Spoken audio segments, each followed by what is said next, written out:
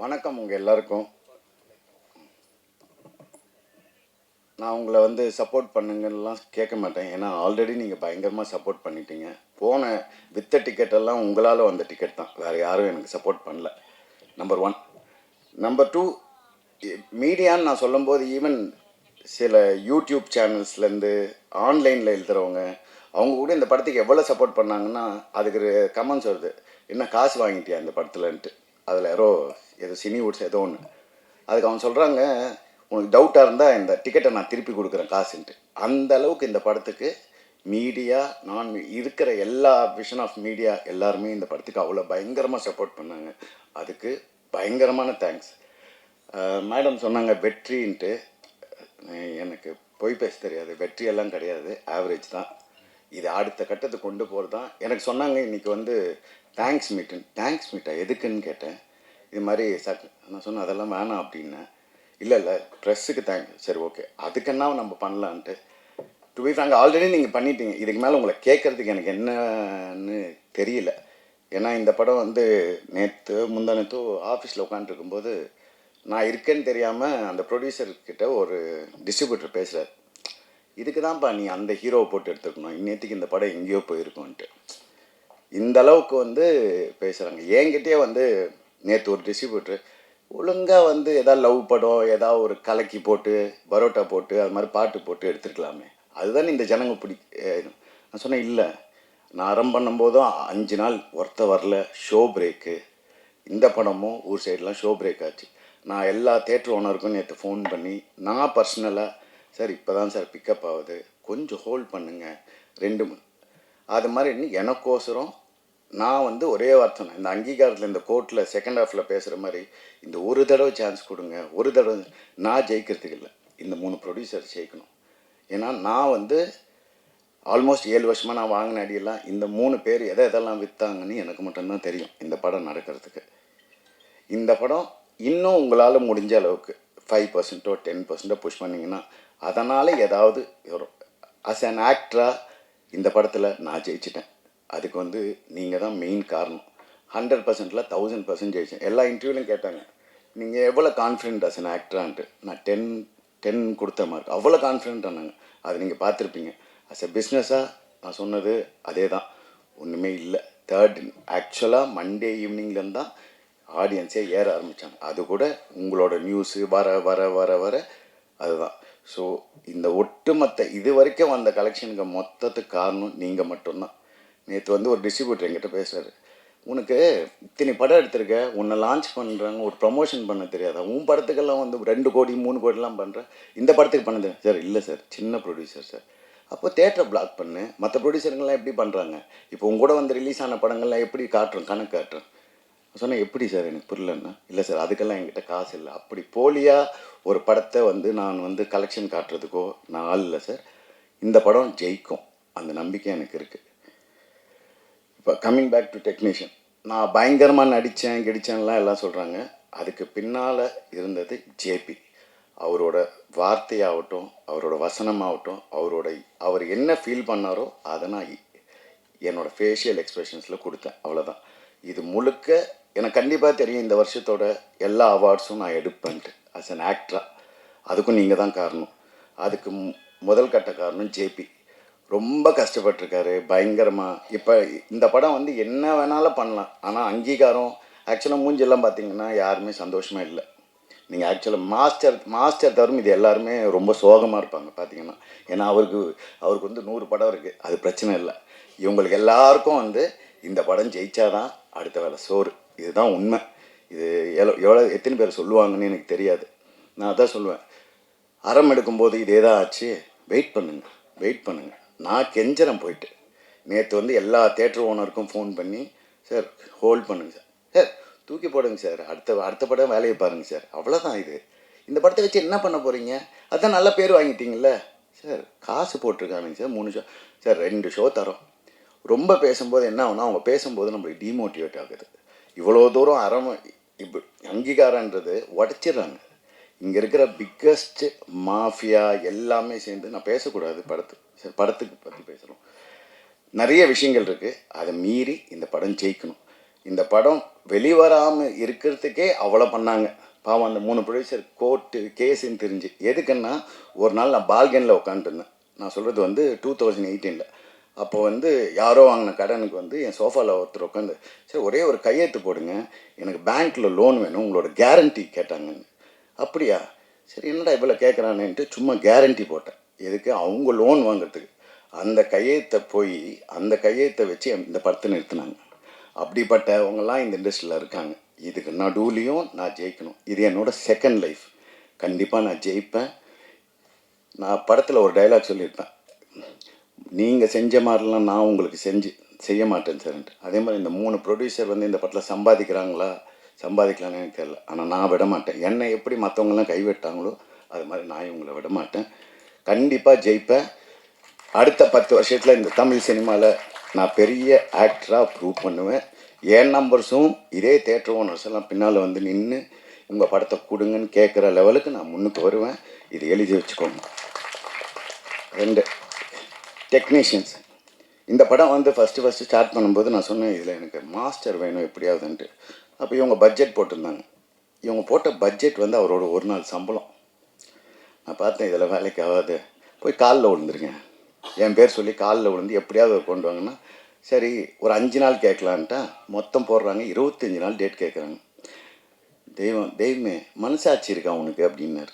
தெய்வமே எல்லாம் 3 பேர் ஏன் ரொம்ப நாளாக வீட்டில் இருந்தாங்கன்னா, அவங்க வீட்லேயே உட்காருது. அவர் பிடிச்சி இந்த படத்துக்கோசரம் 2 படத்தை டேட்டை விட்டார்.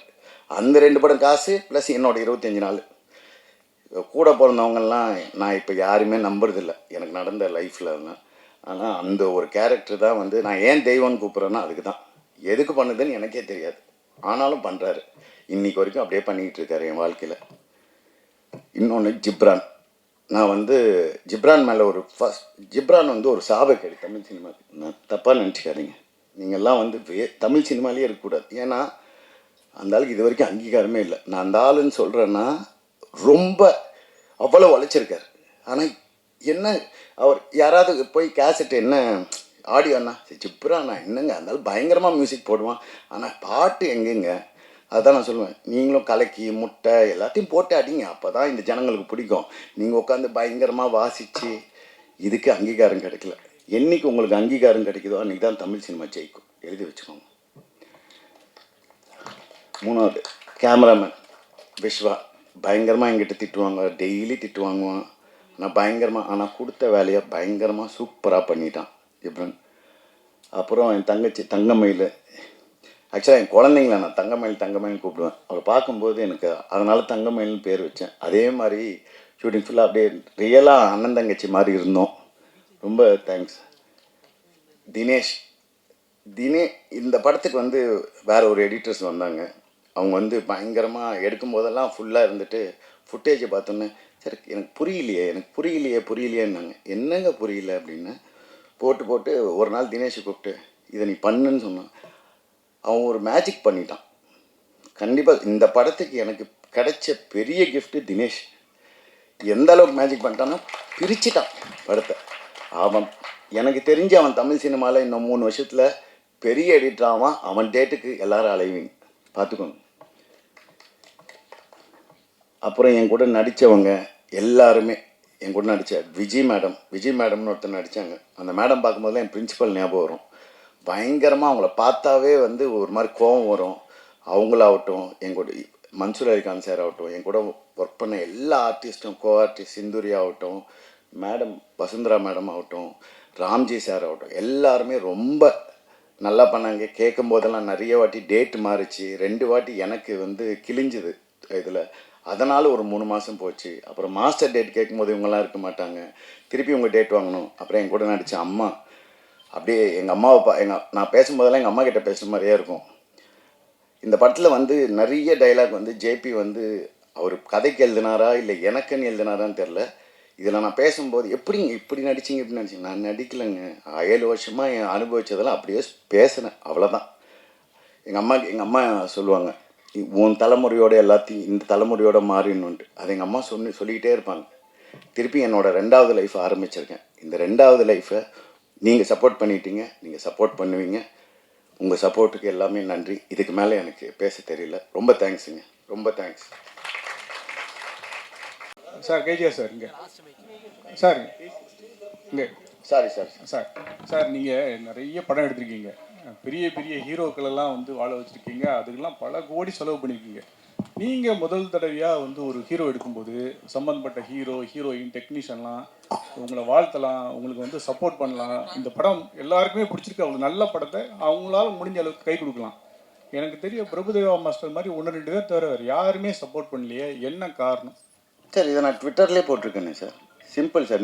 நீங்கள் ஏதோ மெசேஜ் போட்டீங்க, இந்த இந்த ஆள் வந்து என்ன, இந்த ஆள் வந்து எடுத்து அங்கீகாரத்துக்கோசம் அலையிறான், வெறும் பத்திரிகை ஊடகங்கள் தவிர வேறு யாருமே வரலன்ட்டு. அதுதான் உண்மை. இங்கே வந்து நான் ஜெயிக்கக்கூடாதுன்றது ரொம்ப தெளிவாக இருக்காங்க சார். அதுக்கு பின்னால் இருக்கிற பாலிடிக்ஸோ பிஸ்னஸோ இப்போ நம்ம பேசக்கூடாது இதில். அதை நான் ஜெயிக்கும்போது ஒரு நாள் நான் அன்றைக்கி சொல்கிறேன். எப்படி வந்து இன்னொரு 2 வருஷம் கழித்து கேளுங்க, அன்றைக்கி நான் பெருசாக ஜெயிச்சுட்டு எனக்கு ஒரு நம்பர் இருக்கும், அந்த நம்பரோடு நான் பேரோடு சொல்கிறேன். இப்போ அது பேச விருப்பம் இல்லை சார். பப்ளிக் எப்படி இருக்கீங்க? தேட்டர் போனீங்களா, எப்படி இருக்குது அதை பற்றி கொஞ்சம் சார்? அதுதான் நான் சொல்கிறேன். உங்களால் வந்த பப்ளிக் எல்லாமே அழுதாங்க.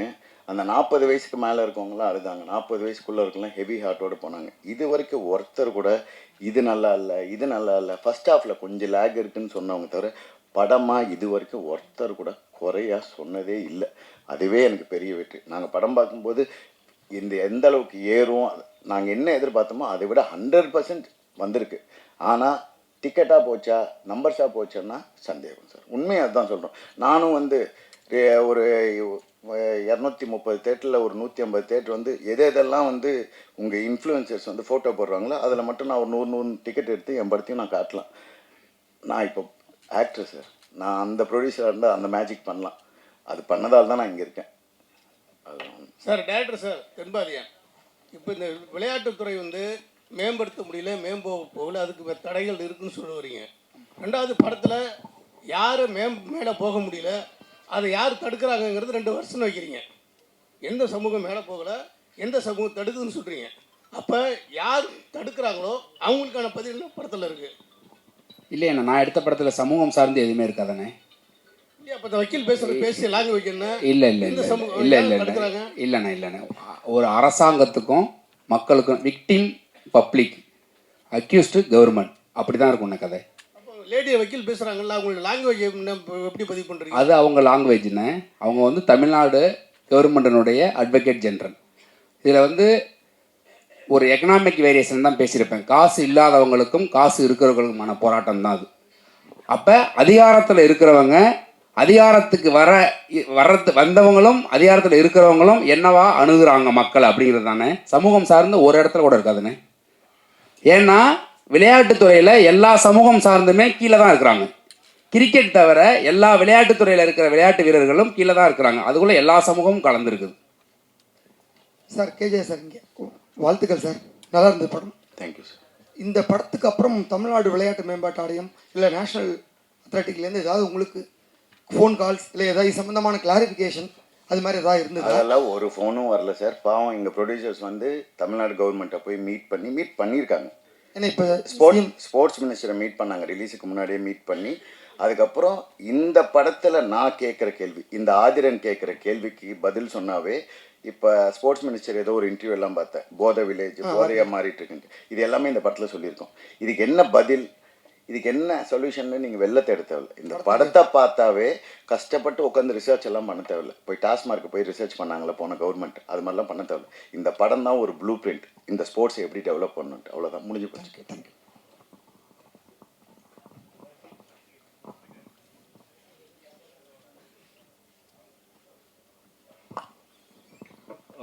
வாழ்த்துக்கள் KGR sir. I think this is a very important film. ரொம்ப நல்லா இருந்தது படம். இது தமிழ் சினிமாவில் ரொம்ப தவிர்க்க முடியாத ஒரு படமாக நாங்கள் கருதுகிறோம். நம்ம மட்டும்தான் சார் நீங்கள் மட்டும்தான் கருதுறீங்க? இல்லை அப்படி கிடையாது சார். இது நீங்கள் சொன்னாலும் சொல்லலைனாலும் சொல்லியிருக்கிற உண்மை வந்து ரொம்ப சாதாரண உண்மை கிடையாது. இது ரொம்ப பொதுமக்களுக்கு தெரிய வேண்டிய ஒரு படம். இந்த மாதிரி ஒரு படம் எடுக்கிறதுக்கு ரொம்ப தைரியம் தேவை. எடுத்திருக்கிறதுக்கும் உங்களுக்கு வாழ்த்துக்கள். ஸோ யார் அக்செப்ட் பண்ணிக்கிறாங்களோ இல்லையோ, the truth is that this film is an important film in Tamil cinema. It is a landmark film. There is no doubt about that. என்னுடைய கேள்வி வந்து டைரக்டருக்கு, இந்த மாதிரி கோவம் நீங்க சொல்லும்போது, நீங்க பேசும்போது இந்த படம் வந்து கோவத்தினுடைய ஒரு வெளிப்பாடு அப்படின்னீங்க. இங்க இருக்கிற எல்லாருக்கும் அந்த கோவம் இருக்கு. ஆனா உங்களுக்கு மாத்திரம் இந்த படத்தை எடுக்கணும்னு ஏன் தோணுச்சு? என்ன specific reason spark for the film? அண்ணா ஒன்றும் இல்லைண்ணே, என்னோட கிராமம் வந்து மன்னார்குடி பக்கத்தில் வடுவூர். என்னோட கிராமம் விளையாட்டு கிராமம். இப்போ அந்த கிராமம் இருக்குது, விளையாட்டு இல்லை. எனக்கு விளையாட்டுக்கு சம்மந்தம் கிடையாது. என் ஊருக்குள்ளே இருக்கிற விளையாட்டு கபடி வாலிபால் பிளேயர்ஸை தமிழ்நாடு இந்தியா லெவலில் நீங்கள் எங்கே சொன்னாலும் என் ஊரை தெரியும். என் ஊரை எல்லா ஊருக்கும் தெரியுங்கிறத நான் இந்த கதைக்கு ரிசர்ச் போகும்போது தான் எனக்கு தெரிஞ்சிச்சு. திருநெல்வேலியில் இருக்கிற ஒருத்தர் வந்து என் மாமன் பையன் பேரை சொல்லி ரைட் ஆர்ச் ஆடினா சூப்பராக ஆடுவானேன்னு சொல்கிற அளவுக்கு இந்தியா ஃபுல்லாக இருக்கிறாங்க. இது இல்லாமல் என்னுடைய கிராமத்தில் இருக்கிற விளையாட்டு காணா போனதை மாதிரி தேடும்போது அது பெரும்பான்மையான கிராமத்தில் அது இருக்குது. என்னென்னா விளையாட்டு வீரர்கள் சரியாக இருந்தால் அந்த சமூகம் சரியாக இருக்கும்னு நான் நம்புகிறேன். ஏன்னா ஒரு ஒழுக்கத்தை வந்து ரொம்ப ரொம்ப ப்ராப்பராக ஃபாலோ பண்ணுறது வந்து விளையாட்டு வீரர்கள் நான் வந்து பார்க்குறேன். அதாவது இன்னைக்கு வந்து போதை வஸ்துகள் வந்து ரொம்ப ரொம்ப தீவிரமாக சமூகத்தில் ஊடுருவி இருக்குது.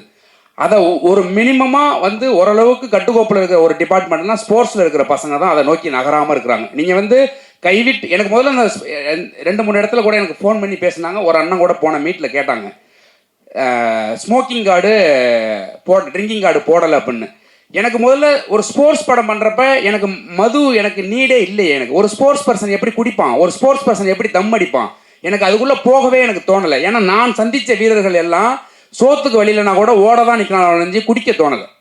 அப்படி இருக்கும்போது எனக்கு அது இதுதான் இந்த ஸ்பார்க்கு இங்கேருந்து ஆரம்பிச்சது தானே அது. சார் கேஜிஆர் சார், இப்போ நீங்கள் பேசும்போது சொன்னீங்க இன்ஃப்ளூயன்சருக்கு வந்து நான் வந்து எதுவுமே வந்து பண்ண முடியாது அப்படின்னு சொன்னீங்க. சமீபத்தில் வந்து ஹிட்டான ஒரு சில படங்கள் வந்து இன்ஃப்ளூயன்சரை வச்சு அதை ப்ரொமோஷன் பண்ணினதுனால தான் பெரிய ஹிட் ஆகிருக்கு. நீங்கள் ஆனால் நான் சொல்லவே இல்லை சார், எனக்கு புரியல சார். இப்போ இன்ஃப்ளூயன்சரை வச்சு நீங்கள் வந்து நான் இது பண்ண என்னால் முடியாது, அதுக்கான என்கிட்ட சோர்ஸ் இல்லை அப்படின்னு இல்லை அவர் சார் சொன்னது என்னன்னா, ஒருத்தர் கமெண்ட்ல வந்து எவ்வளோ காசு வாங்கினீங்கன்னு சொன்னாரு, அதை நீங்கள் ப்ரூவ் பண்ணீங்கன்னா நான் ப்ரூவ் பண்ணுறேன் அப்படின்னு சொல்லிட்டு படத்தினுடைய பெருந்தன்மையை சொன்னாங்க. படம் அவ்வளோ நல்லா இருக்குது, எனக்கு அது காசு வாங்க வேண்டியது இல்லை அப்படிங்கிற மீனிங்ல சொன்னாங்க. அந்த இன்ஃப்ளூயன்சரு, அந்த சோகால்டு இன்ஃப்ளூயன்சர் ட்ரெண்ட் ஷூட்னு நினைக்கிறேன்.